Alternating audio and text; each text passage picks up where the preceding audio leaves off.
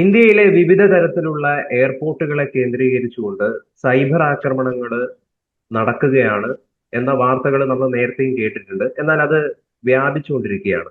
പലതരത്തിൽ അത്തരത്തിലുള്ള സംഭവങ്ങൾ കഴിഞ്ഞ ദിവസങ്ങളിലൊക്കെ നടന്നതായിട്ട് സംഭവിച്ചതായിട്ട് റിപ്പോർട്ട് ചെയ്യപ്പെടുന്നുണ്ട്. എന്ത് തരത്തിലുള്ള സൈബർ ആക്രമണങ്ങളാണ് പല എയർപോർട്ടുകളെ കേന്ദ്രീകരിച്ച് നടന്നിട്ടുള്ളത്? എന്തൊക്കെയാണ് കൂടുതൽ വിശദാംശങ്ങൾ?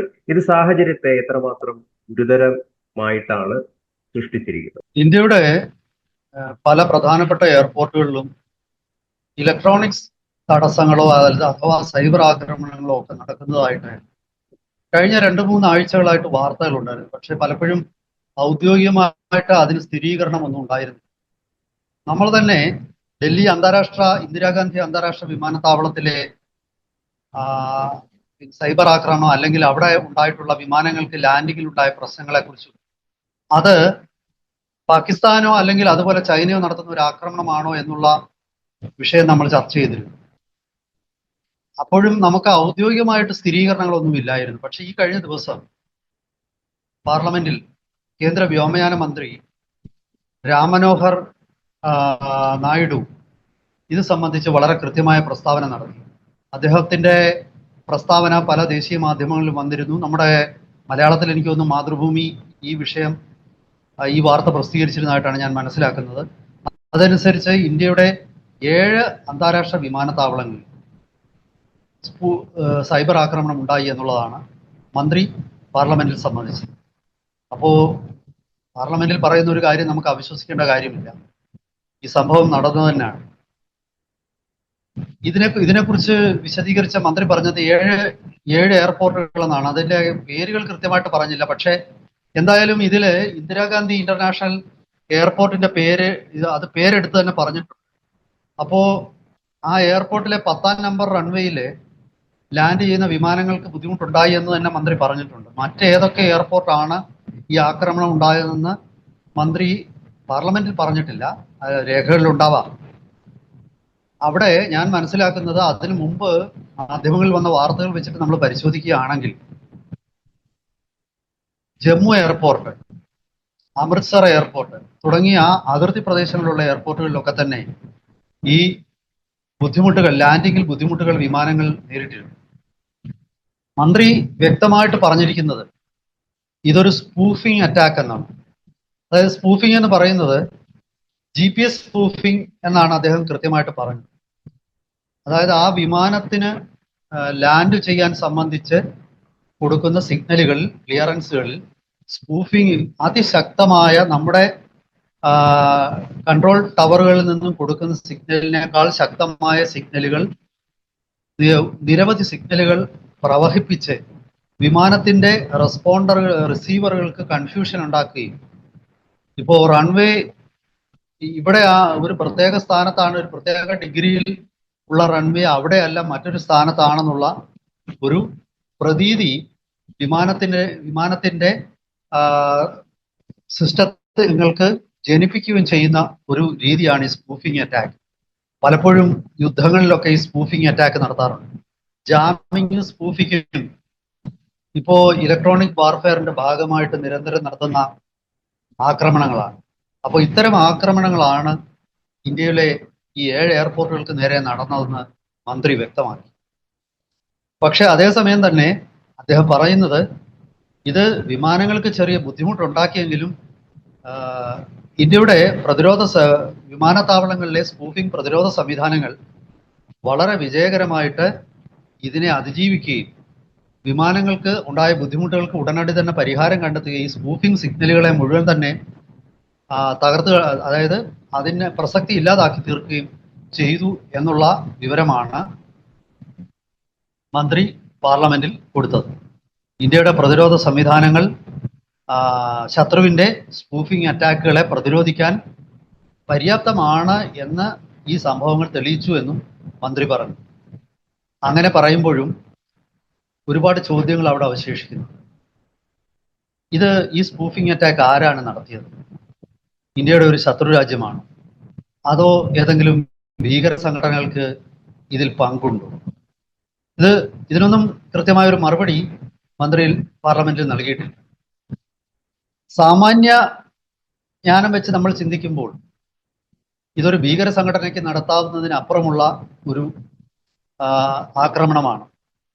ഇത് എവിടെ നിന്നാണ് ഈ ആക്രമണം നടത്തിയത്? ഇപ്പൊ നമുക്കറിയാം, യുദ്ധം അതായത് ഓപ്പറേഷൻ സിന്ദൂർ നടക്കുമ്പോൾ നമ്മുടെ അതിർത്തി പ്രദേശങ്ങളിൽ നിന്നുള്ള എയർപോർട്ടുകളിൽ ഇത്തരം ഒരു ആക്രമണം ഉണ്ടായാൽ അത് പാകിസ്ഥാന്റെ പ്രദേശത്തു നിന്ന് തന്നെ ഉണ്ടാവുന്ന ഒരു ആക്രമണമാണ് എന്നുള്ള ഒരു വിലയിരുത്തൽ നമുക്കെത്താം. അതായത് ജമ്മു എയർപോർട്ടിലോ അമൃത്സർ എയർപോർട്ടിലോ ഒക്കെ നടക്കുന്ന ആക്രമണങ്ങൾ ഈ ഒരു പാകിസ്ഥാനിൽ നിന്നുള്ള ആക്രമണങ്ങളായിട്ട് നമുക്ക് കണക്കാക്കാം. പക്ഷേ ഇന്ത്യയുടെ പ്രത്യേകിച്ച് ഡൽഹി മാത്രമല്ല ഞാൻ ഉദ്ദേശിക്കുന്നത്, ഡൽഹിക്കും അപ്പുറത്ത് ഇന്ത്യയുടെ രാജ്യത്തിന്റെ ഉൾപ്രദേശങ്ങളിലുള്ള ചില എയർപോർട്ടുകളിലും ഈ ആക്രമണം ഉണ്ടായെങ്കിൽ അത് ഏത് മാർഗത്തിലാണ് ഉണ്ടായത്? ശത്രുക്കൾ ആരെങ്കിലും ഇന്ത്യയിൽ കടന്നു കയറി അവരുടെ സ്പൂഫിംഗ് ഉപകരണങ്ങൾ മറ്റെവിടെയെങ്കിലും സ്ഥാപിച്ചിരുന്നോ എന്നുള്ളൊരു ചോദ്യം ഉണ്ടാകുകയാണ്. ഇതെന്തുകൊണ്ടാണ് ഇങ്ങനെ ഉണ്ടാകുന്നതെന്ന് വെച്ചാൽ, റഷ്യയുടെ TU ബോംബർ വിമാനങ്ങൾ യുക്രൈൻ ഒരു ഡ്രോൺ ആക്രമണത്തിൽ തകർത്ത ഒരു വാർത്ത ഏതാണ്ട് കുറച്ച് 4-5 മാസം മുമ്പ് നമ്മളൊക്കെ അന്താരാഷ്ട്ര മാധ്യമങ്ങളിൽ നിന്ന് അറിഞ്ഞതാണ്. അങ്ങനെ സംഭവിച്ചപ്പോൾ അവർ അതിർത്തിയിൽ നിന്നൊന്നും അല്ലായിരുന്നു. അങ്ങനെ ഒരു അതിർത്തി കടന്ന് 1000 കിലോമീറ്റർ 2000 കിലോമീറ്റർ കടന്ന് ഒരു ഡ്രോൺ ആക്രമണം നടത്താൻ ശേഷിയുള്ള ഡ്രോണുകൾ ഇപ്പോൾ ഇതുവരെ ലോകം വികസിപ്പിച്ചിട്ടില്ല. അപ്പോൾ അവിടെ സംഭവിച്ചത് ഈ ഫസ്റ്റ് പേഴ്സൺ FPV ഡ്രോണുകൾ, ഫസ്റ്റ് പേഴ്സൺ വ്യൂ ഡ്രോണുകൾ ഒളിച്ച് ട്രക്കുകളിൽ റഷ്യയിലേക്ക് സ്മഗിൾ ചെയ്ത് കള്ളക്കടത്ത് നടത്തി ഈ വിമാനങ്ങൾ പാർക്ക് ചെയ്ത സ്ഥലത്തിനരികെ ഒരു മീറ്ററുകൾ അകലെ, അതായത് 200-500 മീറ്റർ പരിധിക്കുള്ളിൽ കൊണ്ടുവന്നിട്ട് അവിടുന്ന് ഈ ഡ്രോൺ ഈ ട്രക്കുകളിൽ നിന്ന് തന്നെ ലോഞ്ച് ചെയ്യുകയായിരുന്നു എന്നുള്ള വാർത്തയാണ് പിന്നീട് വന്നത്. ഇവിടെയും ഇത്തരത്തിൽ ഉള്ള ഒരാക്രമണമാണോ സംഭവിച്ചത്? ആരെങ്കിലും ശത്രു നമ്മുടെ രാജ്യത്ത് നുഴഞ്ഞു കയറിയിരുന്നോ? അങ്ങനെ ഒരുപാട് ചോദ്യങ്ങൾ ഈ ഒരു വാർത്തയിൽ നിന്നും പുറത്തു വരുന്നുണ്ട്. എന്തുകൊണ്ടോ ദേശീയ മാധ്യമങ്ങളിലോ മറ്റു മാധ്യമങ്ങളിലോ ഒന്നും തന്നെ ഇത്തരം ചർച്ചകൾ നടന്നതായിട്ട് ഞാൻ കാണുന്നില്ല. എന്തായാലും ചില മാധ്യമങ്ങളിലൊക്കെ ഇതൊരു സ്പൂഫിംഗ് ആക്രമണമാണ് എന്നുള്ള ഒരു വസ്തുത ചില മാധ്യമങ്ങളെങ്കിലും പ്രസിദ്ധീകരിച്ചിട്ടുണ്ട്. മന്ത്രി തന്നെ പറഞ്ഞ സ്ഥിതിക്ക് നമുക്കത് തള്ളിക്കളയേണ്ട കാര്യമില്ല. പിന്നെ മാത്രമല്ല, മന്ത്രി വളരെ കൃത്യമായിട്ട് പറയുന്നത് ഇന്ത്യയുടെ വ്യോമ പ്രതിരോധ സംവിധാനങ്ങൾക്ക് ഈ സ്പൂഫിംഗ് ആക്രമണങ്ങളെയൊക്കെ തോൽപ്പിക്കാനുള്ള, ശത്രുവിന്റെ ആക്രമണങ്ങളെ തോൽപ്പിക്കാനുള്ള കൃത്യമായ ശക്തി ഉണ്ടെന്നും വരും ദിവസങ്ങളിൽ വളരെയധികം ജാഗരൂകത നമ്മുടെ വിമാനത്താവളങ്ങളിൽ പുലർത്തും എന്നുമാണ്. പക്ഷെ ഇതൊക്കെ ആണെങ്കിലും ഇത് നമുക്ക് ഭയപ്പെടുത്തുന്ന ഒരു അറിയിപ്പാണ്. കാരണം ഇന്ത്യയിലെ അഹമ്മദാബാദ് വിമാനത്താവളത്തിൽ ഉണ്ടായ എയർ ഇന്ത്യയുടെ ബോയിങ് 787-A171 എന്ന് പറയുന്ന വിമാനത്തിനുണ്ടായ അപകടം ഒറ്റ വ്യക്തി മാത്രമാണ് അതിൽ നിന്ന് രക്ഷപ്പെട്ടത് എന്നുള്ള ഒരു യാഥാർത്ഥ്യവും നമ്മുടെ വ്യോമയാന രംഗത്തെ സുരക്ഷയെക്കുറിച്ച് വളരെ അധികം സംശയങ്ങൾ ഉയർത്തുന്നു.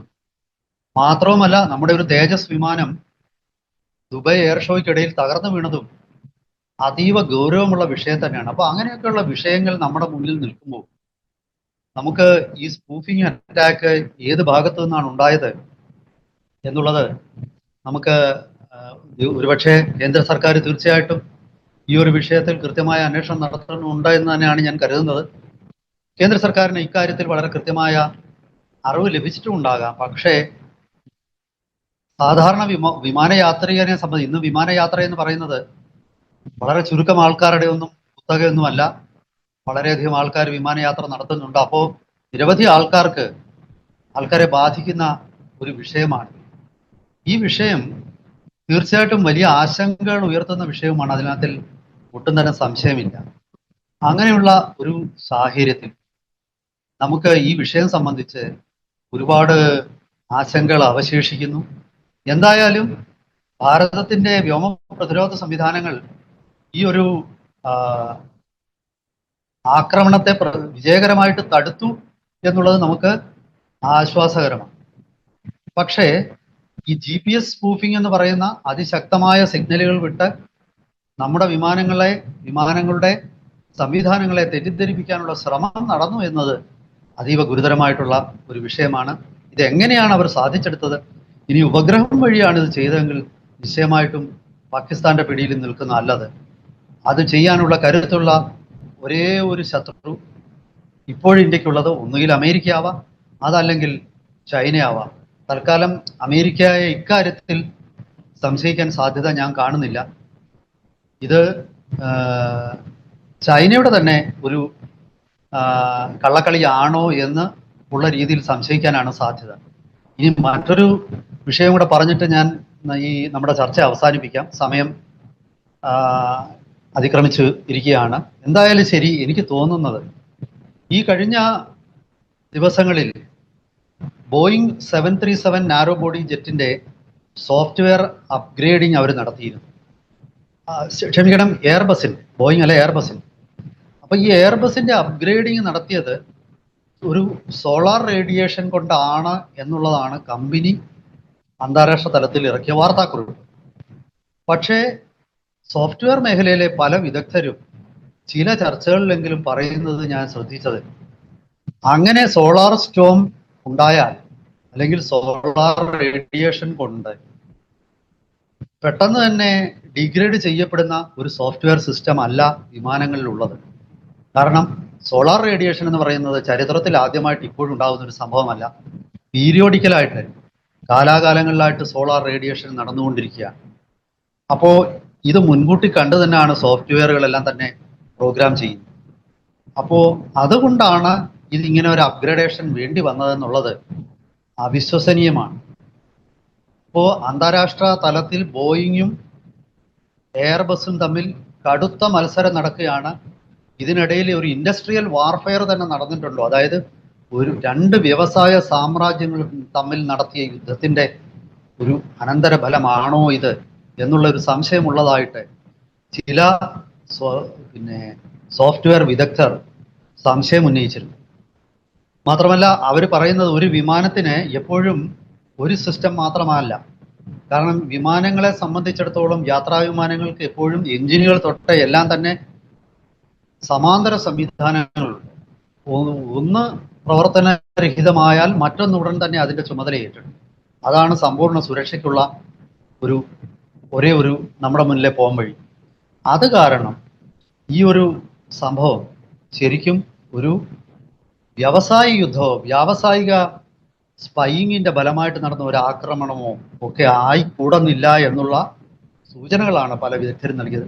അതുപോലെ അപ്ഗ്രേഡിംഗ് എന്ന് പറഞ്ഞാൽ അവർ നടത്തിയ അപ്ഗ്രേഡിംഗ് അല്ല, പഴയ സിസ്റ്റം വീണ്ടും തിരിച്ചു കൊണ്ടുവരുവാണ് ചെയ്തത്. ഇതൊക്കെ ഒരുപാട് സംശയങ്ങൾ. ദൗർഭാഗ്യവശാൽ ഈ വ്യോമയാന രംഗത്ത് നടക്കുന്ന ഒരിക്കലും ലോകത്ത് ആരും അറിയില്ല. അതൊക്കെ എപ്പോഴും മറച്ചു വെക്കും. വാർത്തകളിലും അത് വരില്ല. എന്തായാലും ശരി, വരും ദിവസങ്ങളിൽ ഇത്തരം വിഷയങ്ങൾ കൂടുതൽ ചർച്ചകൾ ഉണ്ടാകുമ്പോൾ അതിൻ്റെ ഏറ്റവും പുതിയ വിവരങ്ങളുമായിട്ട് നമുക്ക് നമ്മുടെ പ്രേക്ഷകരെ സമീപിക്കാം.